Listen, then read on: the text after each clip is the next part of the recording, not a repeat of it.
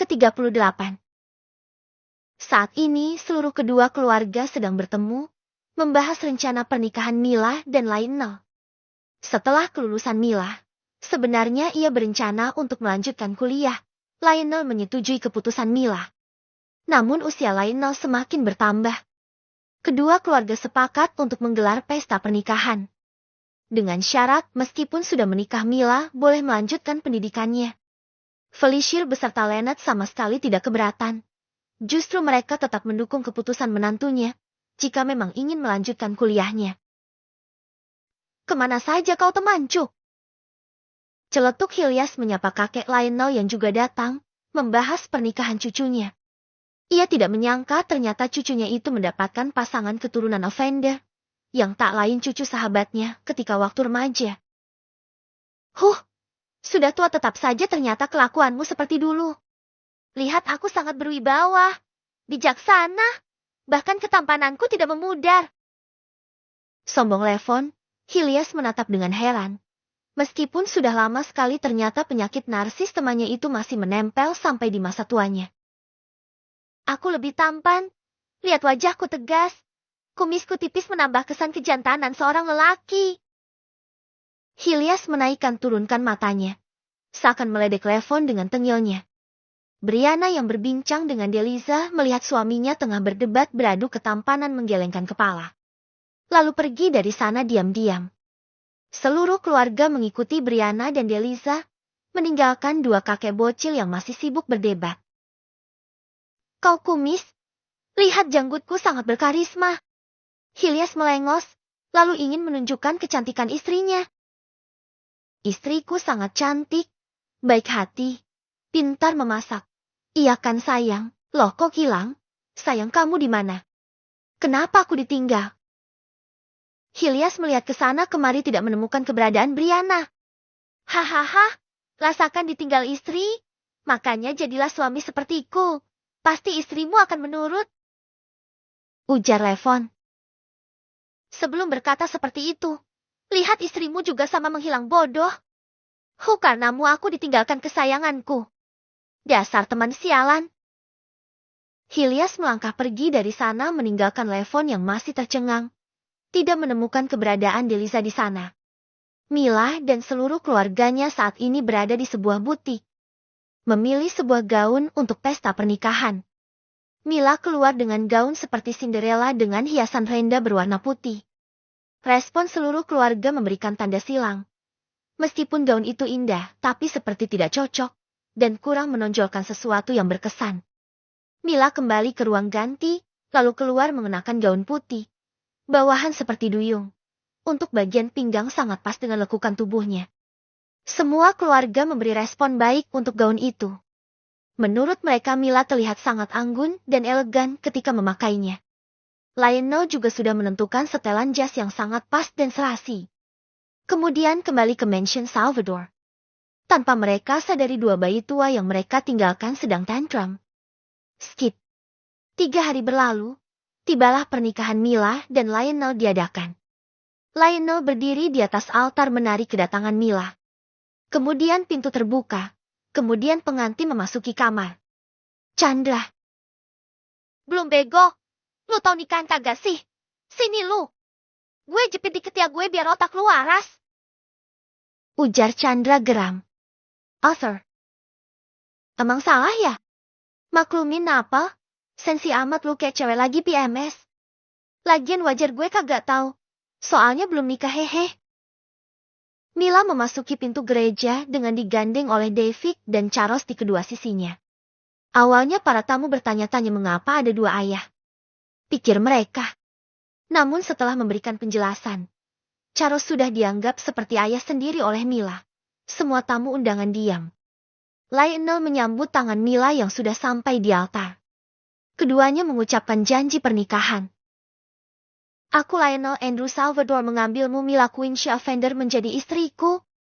Aku berjanji untuk mencintaimu tanpa syarat, mendukungmu dalam semua impianmu, setia dalam suka duka, sakit maupun sehat, miskin maupun kaya, sampai mau memisahkan kita.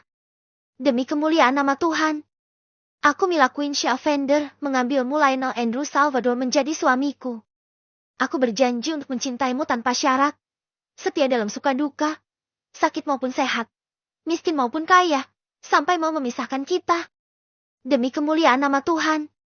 Apakah tidak ada yang keberatan? Tanya pendeta, sembari melihat sekeliling, memastikan. Selanjutnya pendeta mengatakan pernikahan sah. Lionel mencium Mila dengan penuh cinta, suara tepuk tangan dan ungkapan kebahagiaan memenuhi gereja. Skip. Perayaan pesta pernikahan dilakukan di salah satu gedung milik keluarga Salvador. Hiasan mewah, menambah kesan glamor, pernikahan sekelas konglomerat. Dio, lihat Mila cantik banget. Pokoknya best banget outfitnya. Gila keren banget, gue suka. Gue suka. Celetuk Karin, ia mendapatkan undangan dari Mila. Karena perwakilan sebagai salah satu fansnya, begitu juga dengan Dila di sana. Gue gak bisa bayangin sih, nih acara habis berapa. Otak di kepala gue ngelak kenjir kalau mikir ngitung totalnya. Dila pusing bukan main, melihat kemewahan dan kemegahan pesta pernikahan Mila dan Lionel, membuat kepalanya berputar-putar. Besti gue akhirnya nikah. Lo cantik banget tau Mil. Gue aja yang cewek jatuh cinta. Ujar Vera. Lionel segera menarik tangan Mila. Enak saja ingin mengambil istrinya di hari pertama pernikahannya. Biasa aja kali. Cewek gue cewek. Lagian dia calon kakak ipar lo. Sayang tapi aku cemburu. Kamu cuma boleh bilang cinta ke aku. Padahal semua orang di awal sudah berpikir. Ternyata Chandra bisa waras juga. Namun mendengar kalimat terakhir ingin rasanya David menjambak rambut putranya itu. Kalau Vera jangan ditanya lagi ia sudah menghembuskan nafas berat. Terkadang mempunyai kekasih seperti Chandra harus punya ekstra kesabaran. Nadia dan Louis ikut memberikan selamat kepada Mila dan Lionel. Nadia memeluk Mila. Bahagia selalu ya sayang, tante cuma bisa kasih hadiah kecil untuk kamu. Nadia menyerahkan sebuah kotak berisi kalung berlian. Mila tahu pasti tante Nadia memaksakan untuk membeli barang mahal untuk hadiah. Mila berjanji akan membantu bisnis Louis nantinya. Sampai berkembang pesat. Clara dan David menangis. Suasana yang sangat mengharukan. Putri kecil mereka sudah menjalani hidup baru bersama suaminya. Begitupun dengan Hilias dan Brianna. Melihat cucu mereka sudah mempunyai keluarga baru. Mereka hanya berharap semoga Mila bahagia untuk selamanya. Sedangkan Charles juga menangis.